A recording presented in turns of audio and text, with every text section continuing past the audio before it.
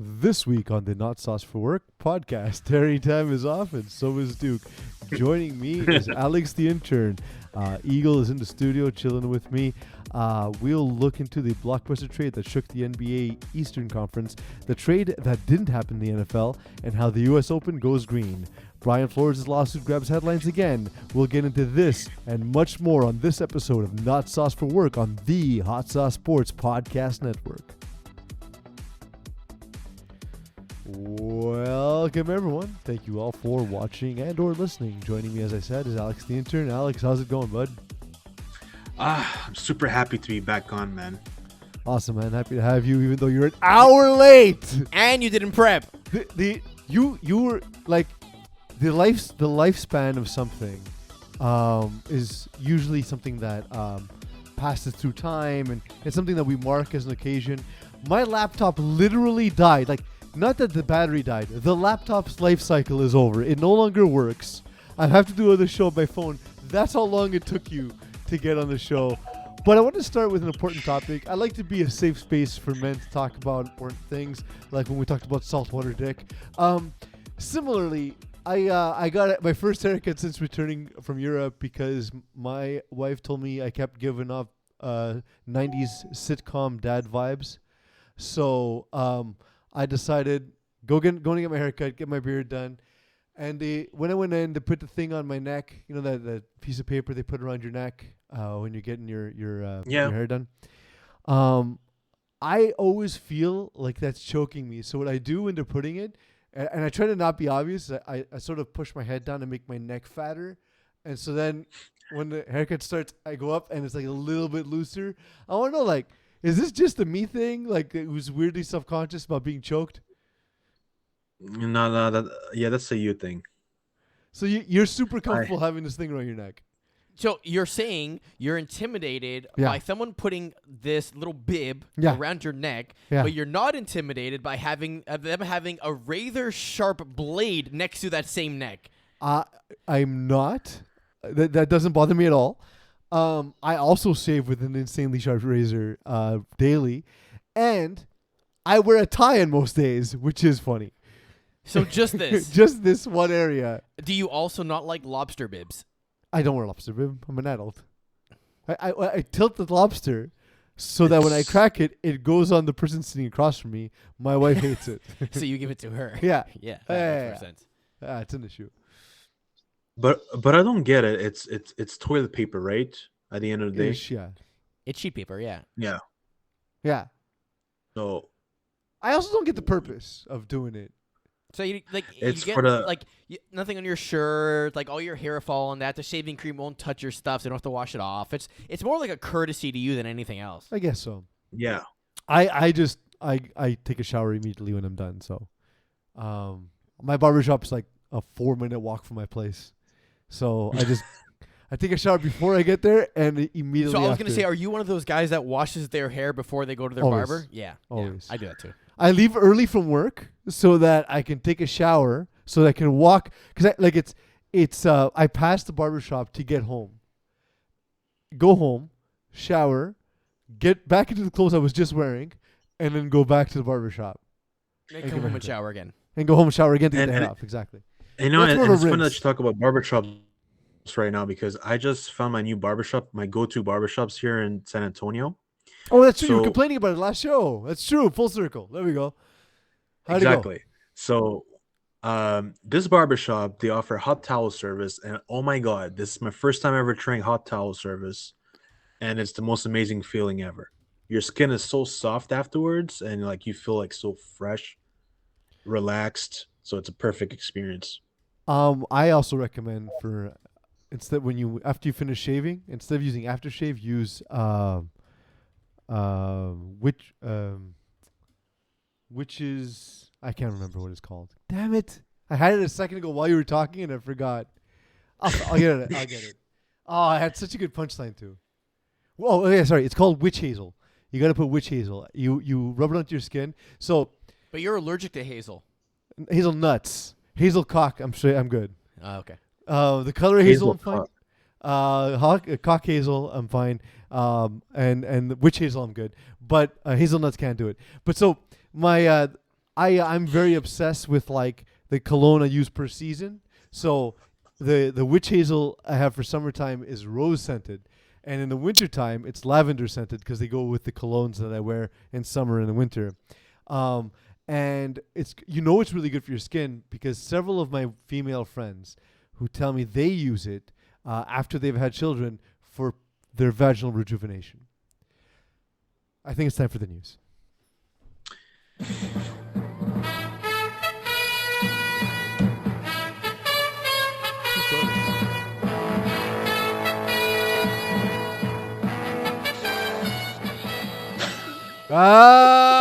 Terry, it's the news. Because, like, if it's good for Is it, though? It is. If it's good for vaginal rejuvenation, it's going to be good for your skin, right? It's like, that's the most sensitive skin there is, so. I'm just laughing at that transition, man. Yeah, of course. That's why I was so mad. I lost the word for a minute. I was like, no, I got this lined up. And then I had to rebuild it up with like the different scents and so on, which I wasn't going to get into. But I had to build that joke back. Speaking of jokes, the New York Knicks. That's all. That's the punchline. That's the setup. The New York Knicks. Yeah. Sorry, Duke. So, poor New York Knicks. Are they like the Montreal Canadiens pretty much right now? Well, they don't have 24 championships. They have one. So no, they're not. But in terms of like also, iconic franchise, can we analyze it in a basketball scenario before we shift it into an entirely different sport comparison? Like, let's just talk about what they could have done to try and get Donovan Mitchell, and now how they're completely screwed. So the New York Knicks are the second most relevant franchise in the city of New York of two teams, and the other one just got there. They have no history. They have no long-time fans because they were in New Jersey until like a decade ago, and you're already the second most relevant team in your own city. Well done, New York Knicks. Utter failure. So my thoughts on New York is that they are a good. They have so many franchises, but I feel like the New York Knicks is like a iconic franchise. But why? Based on what? It's just, I don't know. I guess it's the logo that makes me that's giving me that vibe, or like the history behind it. The history is Phil Jackson won the one championship as a player, and then and what's their super fan is Spark. Is that his name? Spike Lee, yeah. To be honest, Spike Lee has done more for that franchise than any player and any owner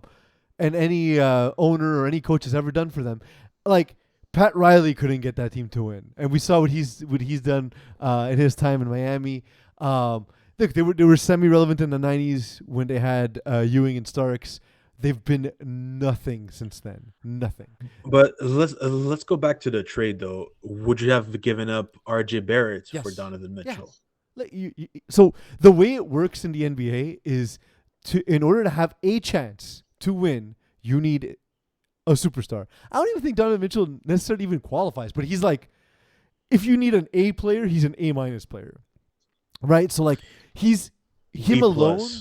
No, he's not A+. He's not. Like if that's like the people. Well, you're one of these people who says like 19 people are the GOAT. There's one GOAT, right? There can only be one. So like if a guy is A+, like there's 4 guys in the league that are A+. You know what I mean? So like he's not one of those 4.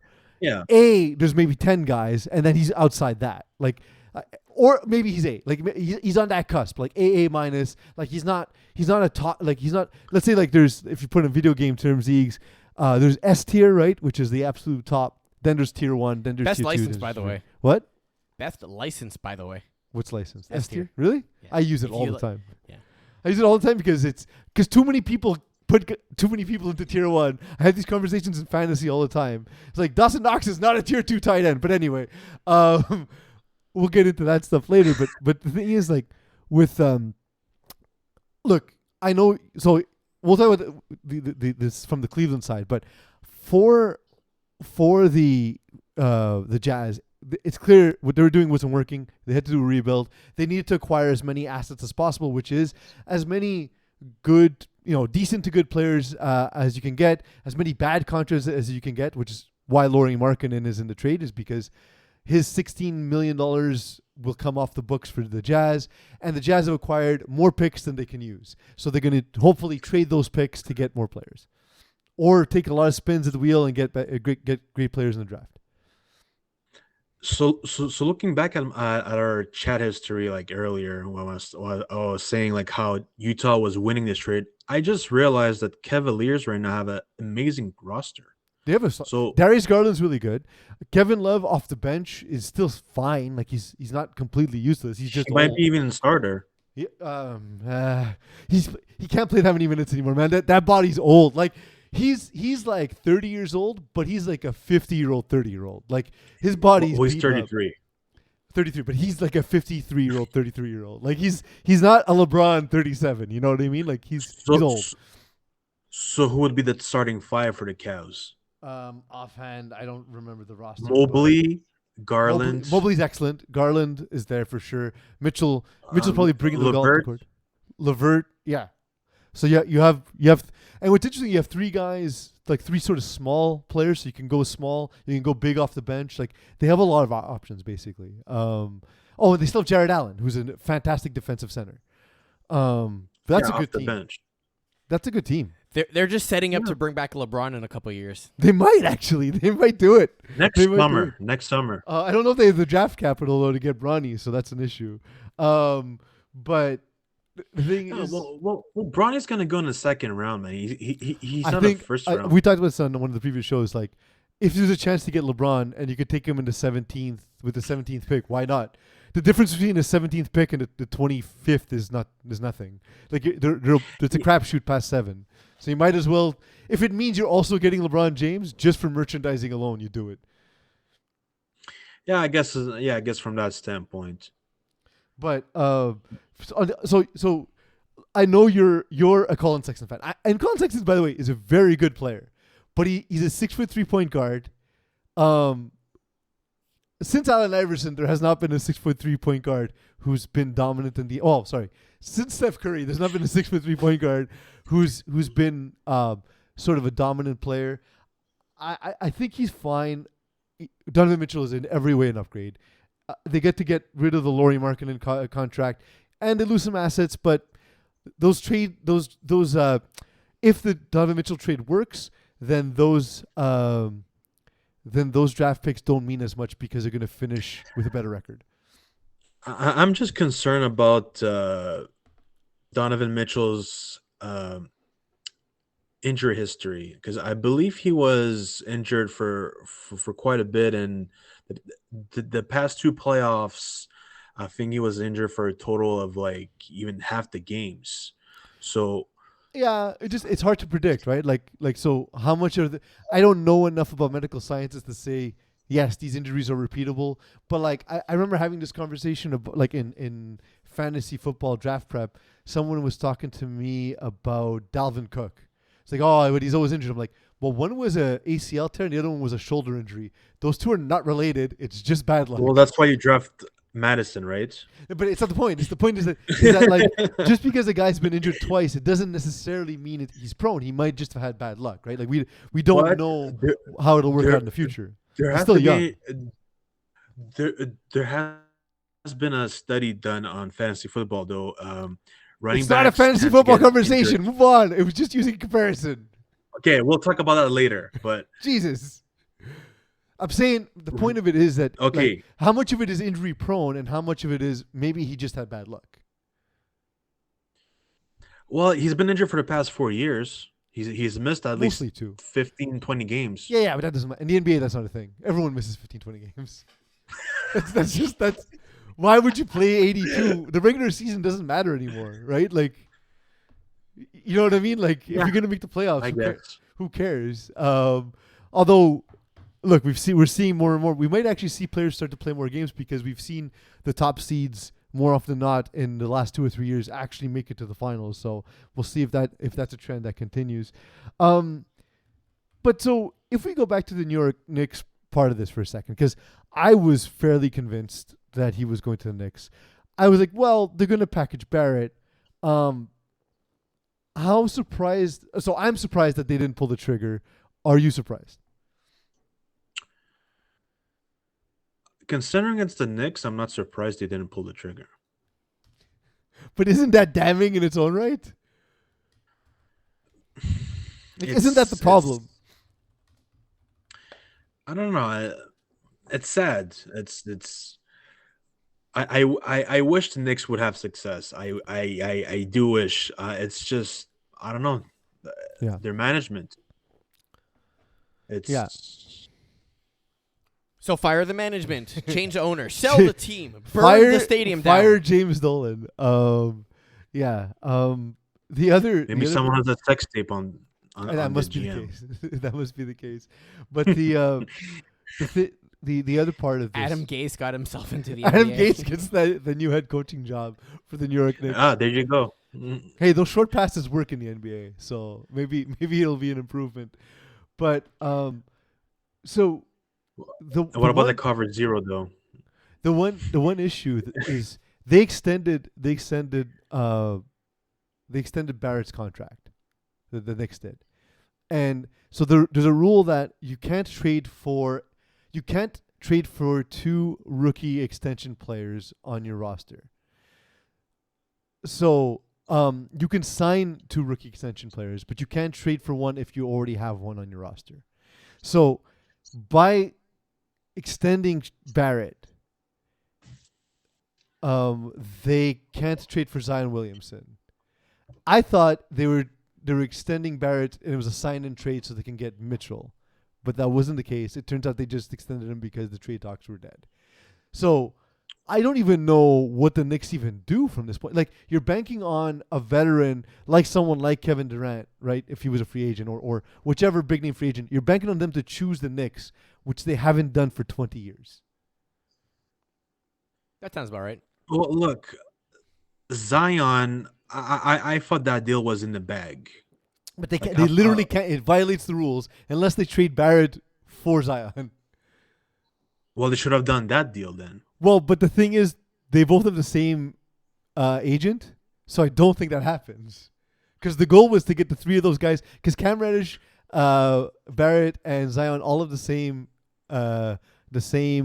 agents, and so they're like the most unlucky franchise ever. Then they're just the dumbest franchise because they could have told them, listen, we're gonna extend you, but we're gonna do it one day into free agency, right? Like, don't worry, we'll make up the money, we'll make this work. There was a team that did that recently, and I was like, yo, that's really smart. I think all NBA teams are going to start to do that. The first NBA team not to do it, the New York Knicks.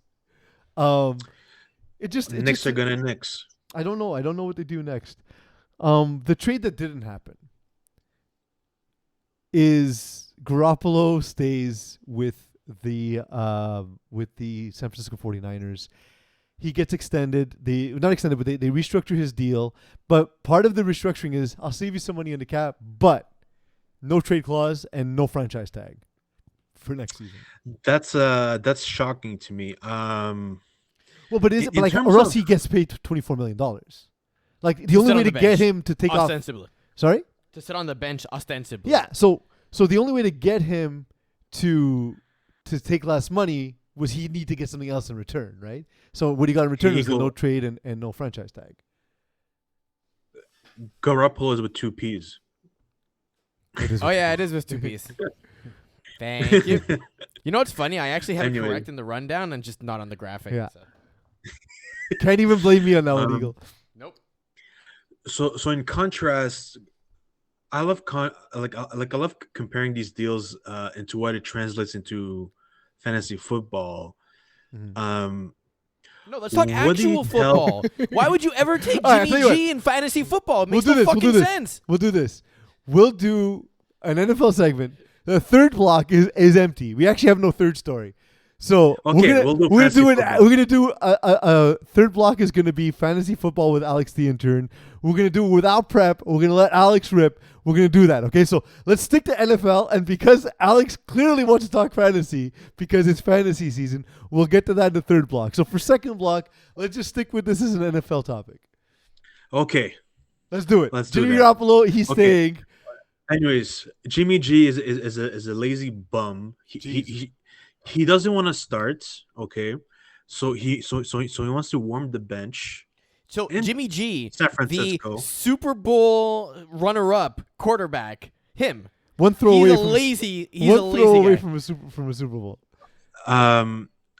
Can I be super honest with you? It doesn't matter if you came second or third. So What about that he worked harder than anybody else to put himself to be the top 0.00002% of his industry? That's not hard work. Make it. He made the didn't NFL. Make though. it. Making the NFL is an insane amount of work. Okay, congratulations. You made the NFL, but did you win though? You're right. That's not an accomplishment. Everyone can make the NFL as a starting quarterback. Well, so it takes no hard work. Right, yes, it takes hard work. He's not. Congratulations on making the NFL. That's great. That's great. So that's what I'm saying. What you're saying that I find strange, I haven't heard anywhere else. Why do you think he doesn't want to start? I've never heard this before. Well, he clearly knows that the franchise wants to go with Trey Lance, right? Yeah, they drafted him third overall. Yeah, exactly. He knows deep down he's the future.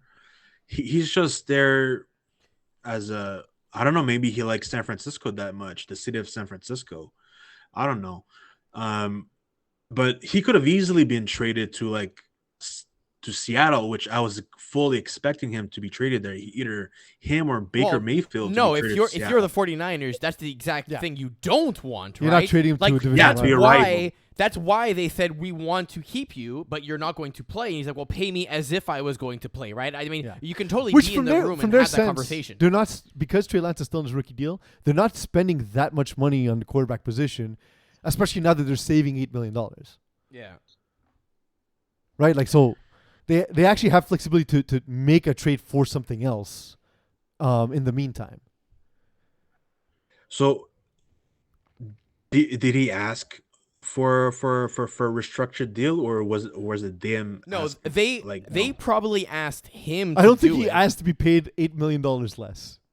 I don't think that's ever been asked by anyone in the history. I think it was, we need you to take $8 million less, and he says, this is the only way I'll do it.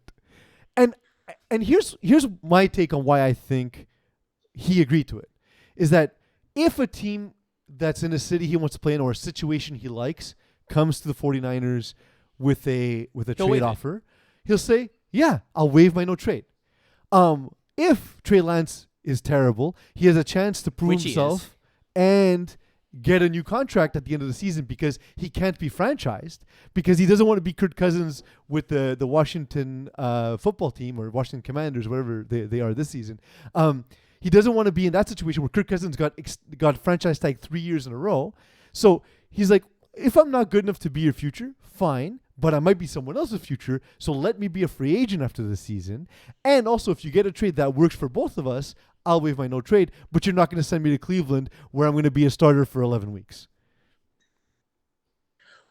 And then lose my job anyway, because they spent $230 million guaranteed. So it doesn't even matter. Like, if he got traded to Cleveland, it wouldn't even matter how well he did. He wouldn't get the job. Also, you have to live in Cleveland. Well, on that part, you're right. I think he wouldn't have gotten the job in Cleveland, because we know Cleveland's a shit show, right? Well, I mean, obviously, it's not going to be Cleveland. Like, yeah. But I don't know. Maybe, who knows? Maybe Trey Lance won't be as good, and Jimmy G will take over mid-season. Who knows? And if he does and he plays well, he can then go to the 49ers, be like, maybe you want to trade Trey Lance and sign me. You know what I mean? Like, to me, I saw it at first. I was like, wow, like, why would Jimmy Garoppolo like agree to like this? And I was like, the more I thought about it, I was like, you know what? He's betting on himself, basically. And I actually think that it puts him in a great position in the offseason. And the only person this really hurts is his agent, who probably has to take less of a cut. So, well, and also, if you're the 49ers front office, you're probably looking at this as, we don't want to have to go and get a mediocre QB to kind of sit on the bench with Trey Lance for this season.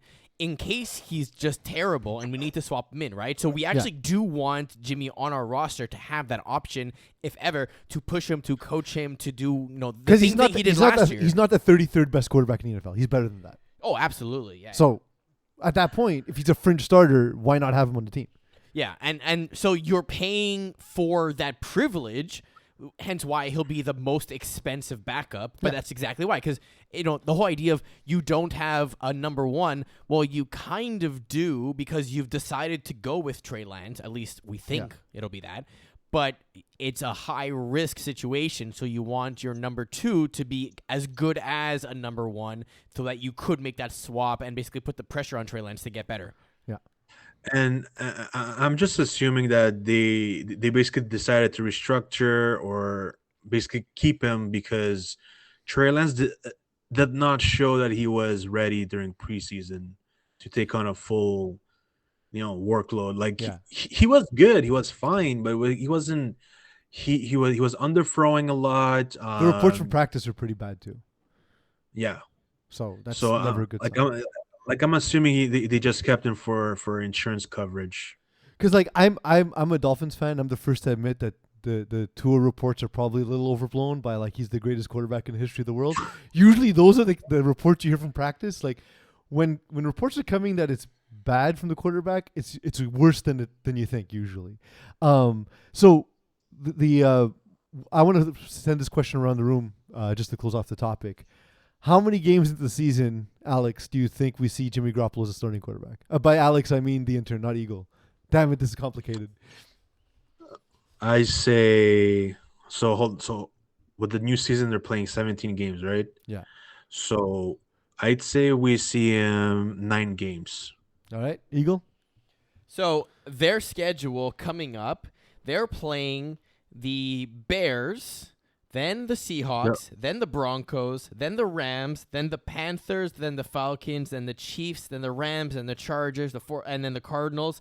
I think by the time you get to the Chiefs game, which will be 1, 2, 3, 4, 5, 6, 7, if Trey Lance looks embarrassing against the Chiefs, I don't think he dresses against the Rams. So I'm going to say 7 games. I say 5 because here's my thinking. They're clearly a good enough team to be a contender, right? Like everywhere else. Like the running game is excellent. The offensive line is very good. The defense is elite.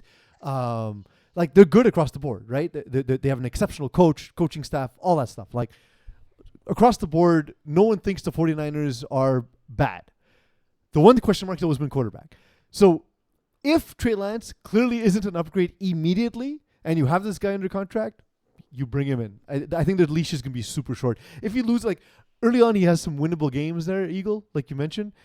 I think if he loses 1 or 2 of those, the leash gets shortened really quickly. So I think by week 5 or 6 we'll see him in there if things go south right away. Like if they don't have a winning record after 4 weeks, I think he's the starter.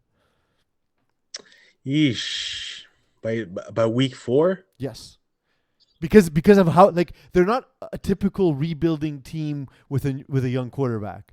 That's usually the case, right? But because they traded for that pick, they're a team that's actually a strong team that can't afford to waste the primes of all those great players on defense, of the great running back in Elijah Mitchell, of this great offensive line, that they can't keep all 5 of those offensive line members together. George Kittle is not getting any younger. They just paid Deebo Samuel. They can't waste the careers of these guys in the NFL.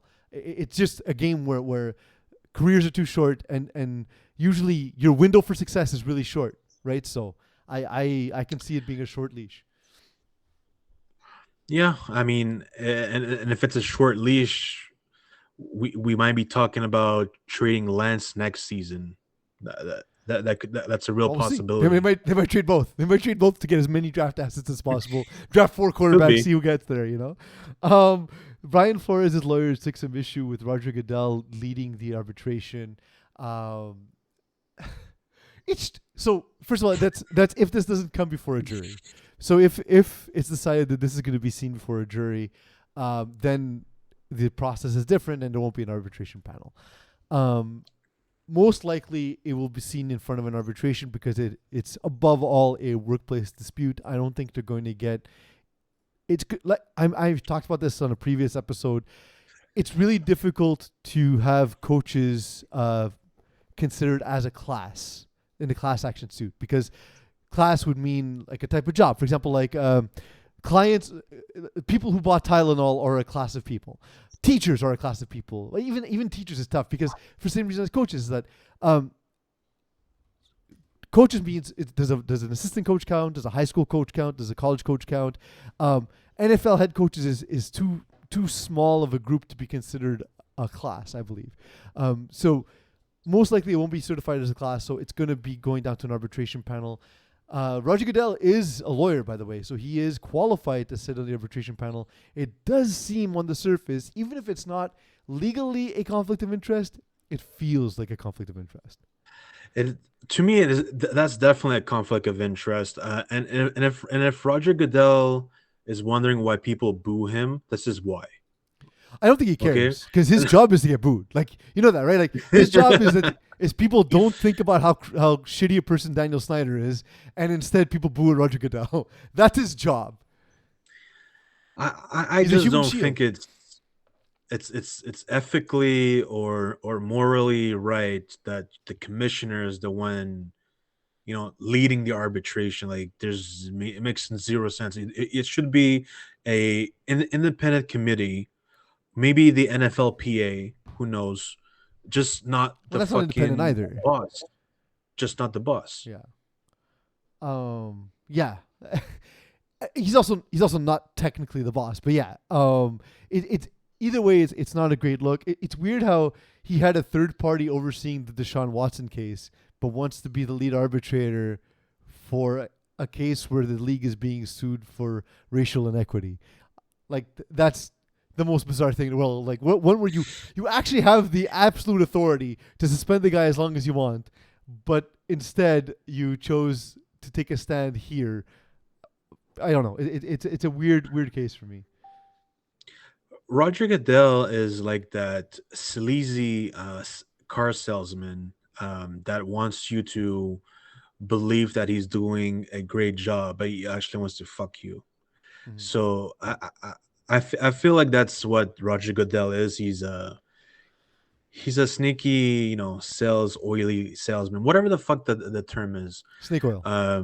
Yeah, exactly. A sneaky oil salesman is just a regular oil. He sells regular oil, but he's snaky in his movements. He slithers into his pants in the morning and so on.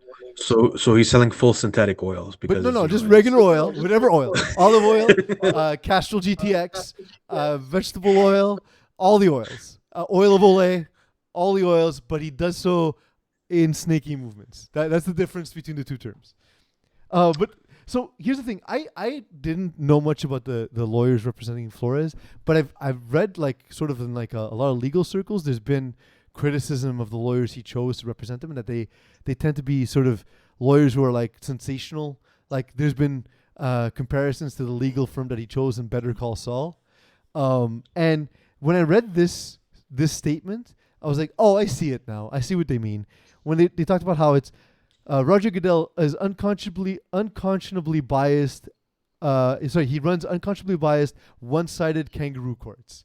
I was like, man, that doesn't seem professional. Just the way it's worded seems like a way to just get headlines, right, Eagle? Like, is it just me? 100%. So, but that could also be the legal strategy here of they know they don't have a case, so they have to make a try it out in so public that it hits instead. the media, and then in order to not have to deal with it in the media, they reach a settlement essentially.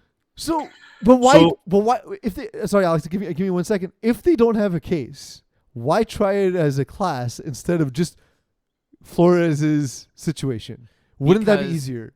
No. Well, yes, it would absolutely be easier. Just sue the Dolphins, one team, and sue them on the basis of racial equity. Because maybe when they started this, they thought other people would have more stuff. So, for example, remember, was it Hugh Jackson was like, oh, yeah, they did the same thing to me. And I was like, oh, okay, there'll be more coming along, right? Like, you know, let's go get a massage and get 23 more people to sign on this type of thing. But that clearly did not happen. And maybe they were misled in terms of how many people were going to jump on board. And by now, you're in too deep. So you just keep going along with it and make a debacle out of the whole thing. Go ahead, Alex. I think this is all a waste of time. I think this case is going to be dropped or settled underneath the table. Like Oh, it'll be settled just because the NFL can't afford the bad press, and it feels like the law firm knows this, and so they're putting a lot out in public, so that the NFL is be embarrassed and just pay him off. You know, and this is one of my main issues with just America in general. It's the more money you have, the easier for you to settle and get away with it. So my issue is more the other half is that if there is racial inequity, you can pay to get away with it. That's more the issue I have. But to your point, like it's a different legal system for you or I than it is for the 32 NFL owners. Yeah. You know, it's just unfortunate. It is unfortunate. The Bills release. Speaking of which, Bills release punter Matt Araiza after his sexual assault allegations come to light. The Bills absolutely knew of these allegations in advance. Why are we doing this? It's a punter.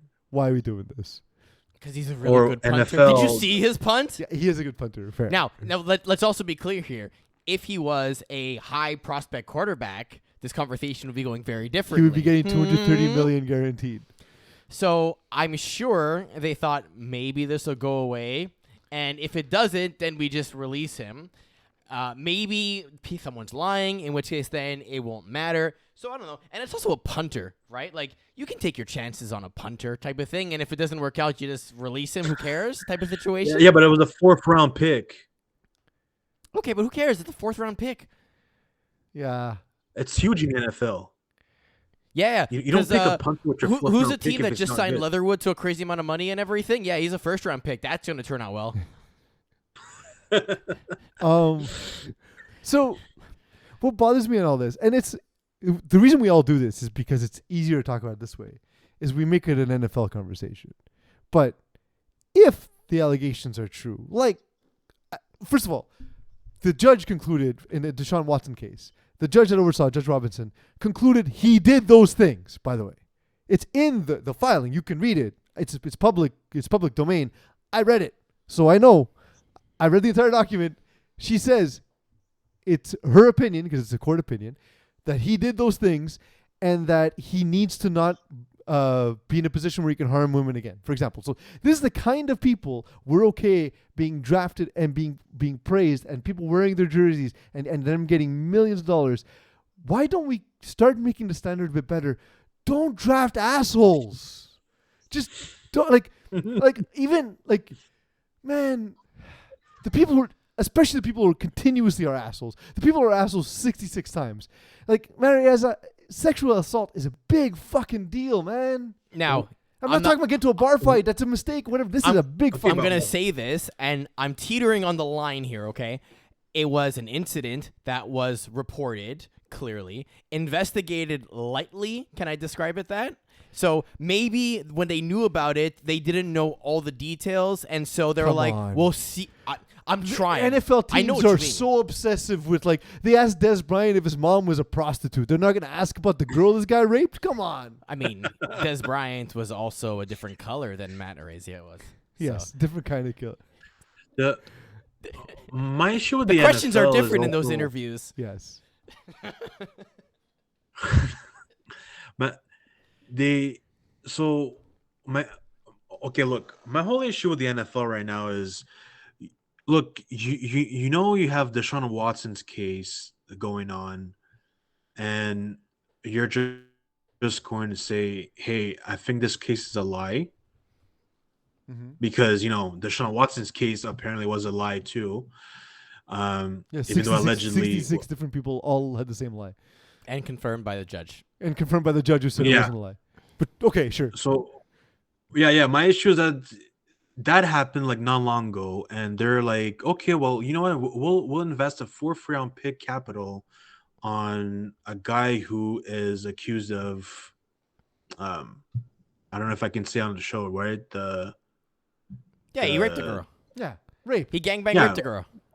The gang rape. So it's even worse than, you know, just raping. I mean, I'm not going into the classifications of which sexual assaults are worse. But I'm just saying, like, these allegations are pretty rough. You know what I mean? Yeah. They're you just I don't know how a team can just say, okay, I know this information and I'll still invest in him. I'll put it this way. Well, also 4th round picks are useless. I just said that, right? Yeah. So they don't feel like they're investing anything. There's a lot of good players that come out of 4th round. Okay. But let's start with this. Let's put it this way.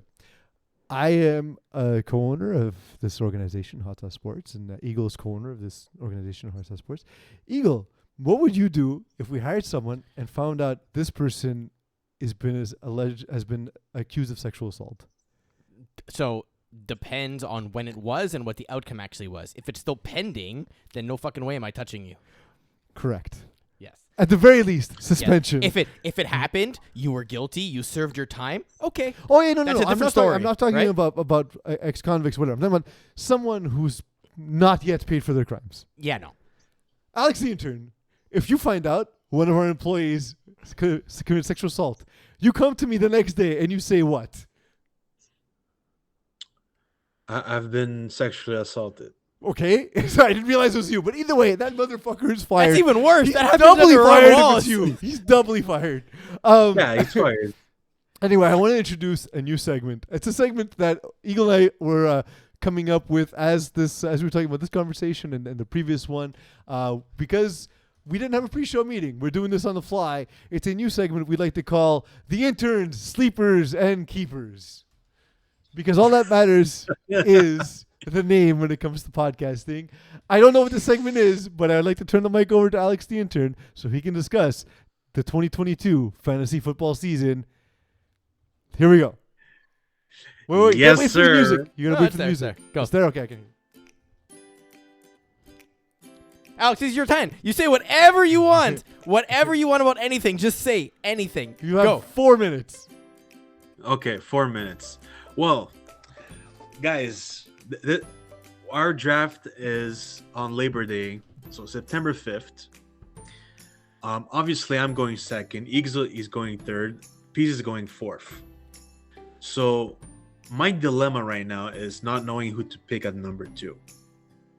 I believe right now it's number 2 is arguably it's harder this year to pick your number 2 than it is any other year. This year, like, you could go either way. You could go either wide receiver. You could go. There's 3 running backs that are equally as risky and as risk rewards. So we're talking about Austin Eckler, Christian McCaffrey.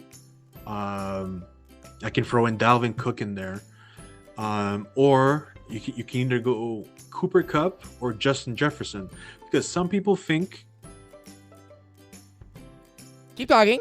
Your time is precious, guy. Let's do it. What's going on? You're full screen. Just fucking talk. It's all you. Okay, The cool. entire show is you. So Cooper Kupp or Justin Jefferson. In terms of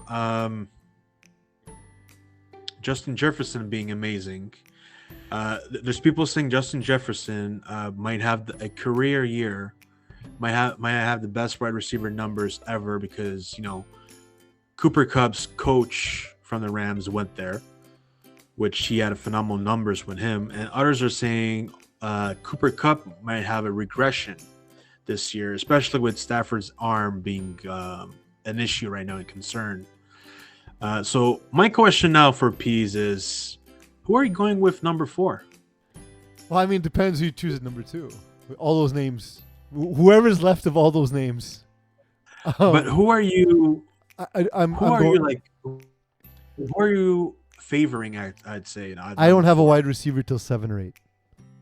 If I can give away too much of my info here, I'm not picking a wide receiver. So you're till going 7 or 8. heavy on running back. I'm going running back first. I don't know about the rest, but because I'm at 4, I have another draft where I'm 10th, and I'm hoping one of the wide receivers falls to me. My draft strategy is always to take running backs late and lose. It's worked out perfectly for you. Every year. So that was Sleepers and Keepers with the intern. Let's turn it over to Rapid Fire. All right, for rapid fire, we're gonna go for a few topics. A lot of them are actually U.S. Open inspired here. So, because it's the only sporting event that's currently happening. Because baseball doesn't give us storylines. I mean, they kind of give us storylines, but most of those storylines kind of suck. They give us results. They don't give us storylines. And when they do, they're horrific news like Trevor Bauer. All right, let's start with our first one here. U.S. openness. Tennis fans are seemingly outraged by the celebration of Sarah Bejlek's qualifying victory. We get to watch this here. Viewer discretion is advised? Question mark? Okay.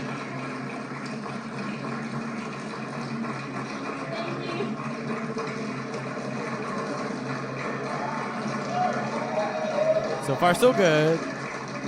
Wait for it. That's the coach. Okay. Oh, yeah. Okay. This is the dad. Okay.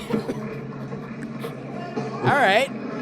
I don't know about you guys, but I played a lot of sports as a kid. Did your dads ever molest you on live television at a tournament? Okay. The joke would have been not on live television, but I can't do it. I can't do it. You know, there's cultures that, they just have I don't know how to explain this. It's just cultures that have different stuff.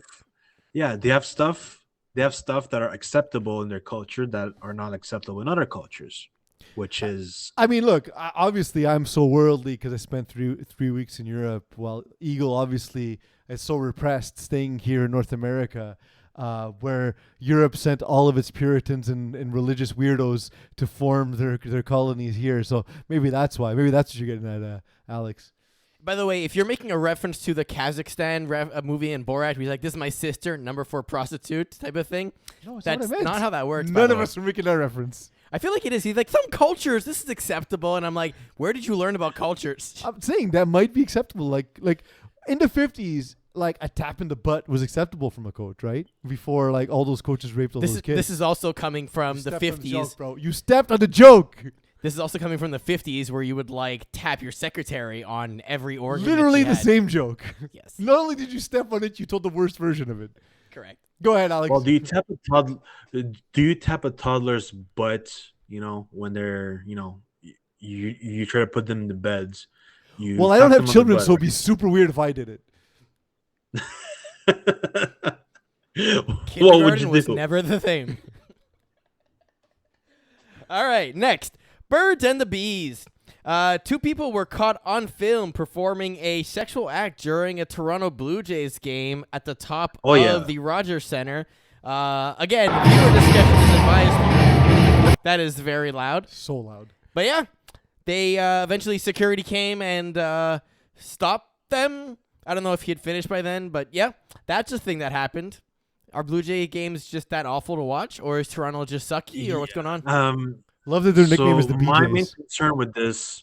My main concern for this is the guy, okay? Because I'm sorry, but blue balls is a thing, okay? And blue balls is fucking painful, okay? Like it's a weird feeling. So my hopes for the guy is that he actually finished.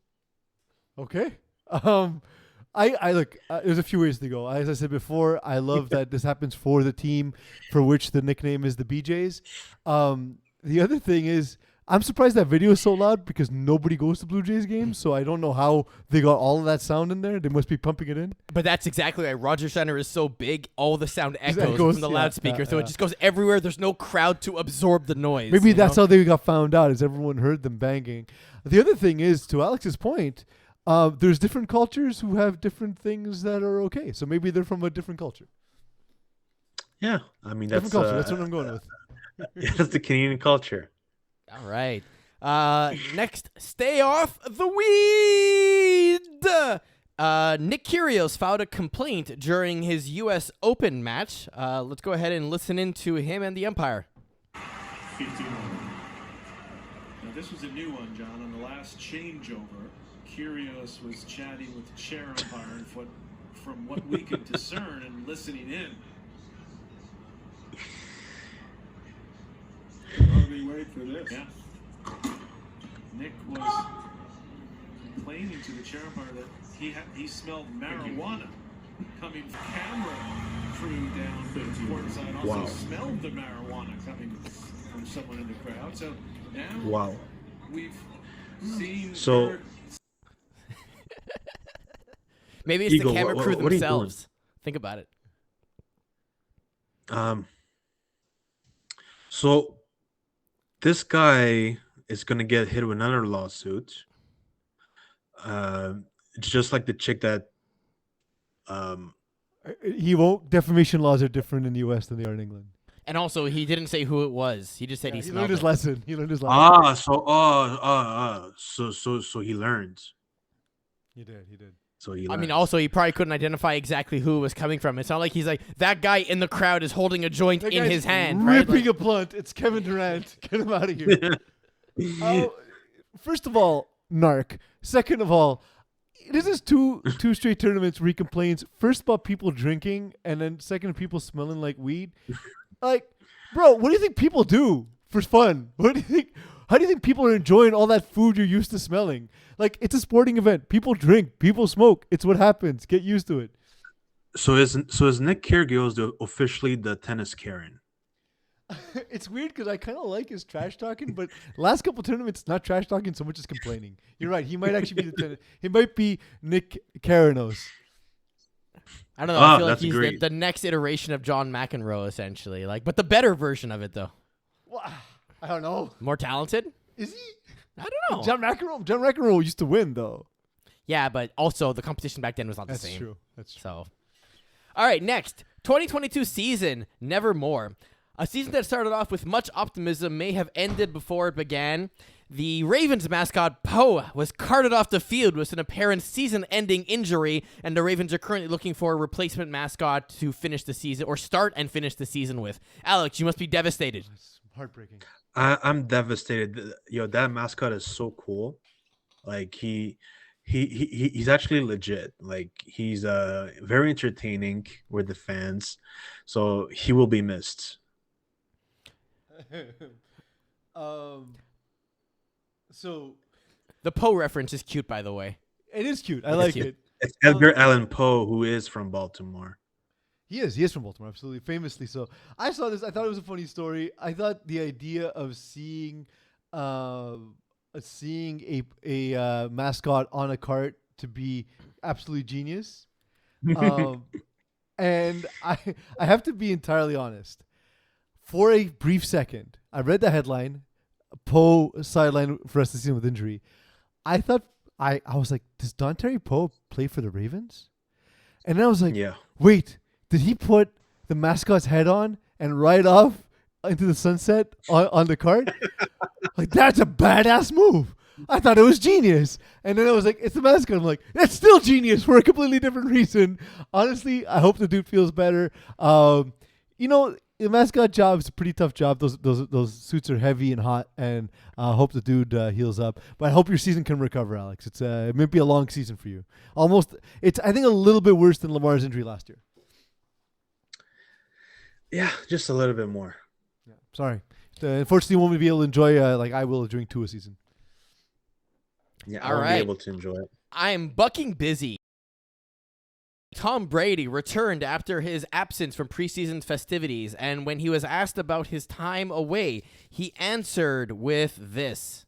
It's all personal, everyone's got different situations they're dealing with, so we all have really unique challenges to our life, and, I'm 45 years old, man. There's a lot of shit going on, so, you just gotta try to figure out life the best you can, and, it's a continuous process, so it's all personal, everyone. Has he lost weight in his face and everything? I find he's a little bit more concave on the cheeks. Time out. That's definitely not Tom Brady. That has to be his doppelganger. Okay, there's no way that's Brady. How the fuck did he just lose that much weight? First of all, like he went from having like a more full face, and within 2 months he looks like a fucking zombie. Yeah. So is Tom Brady a zombie? He might be a zombie. Maybe he ate an avocado or a tomato or whatever. Strawberry. There we go. That's how it starts. Eagle, give me a thumbs up when that picture's loaded. Yeah. So what's interesting? There's a few things interesting. He missed 11 days of spring training. There's not a player in the world who needs spring training less than Tom Brady.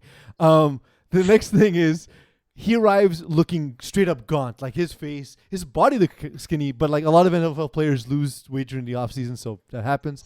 But his face, you're right, Alex, looks skinny. It's almost as though he missed time recovering from surgery of his face because he's 45 years old and he clearly got Botox.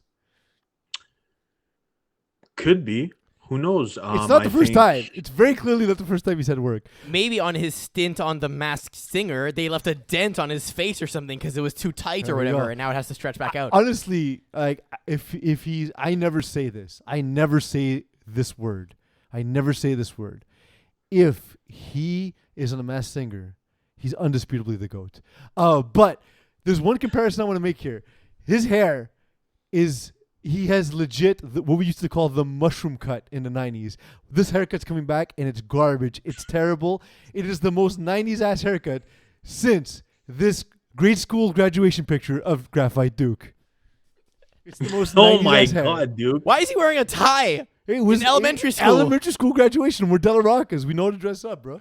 Okay. All right, that's fine. Wait, so was it your mom or dad who cut his hair? I believe it was the bowl. Whoever got the scissors near the bowl, it was that. Shout out Adamo, still my dad's hairstylist, by the way. I'm not joking. It's the same hairstylist from the dude who cut Duke's hair 30 years ago. And our last rapid fire for today. It's not a stain, it's fashion. Heinz has partnered with a clothing company to launch a collection of vintage ketchup-stained clothes. Yes, this is a real thing. You can now buy your own ketchup-stained apparel along the way.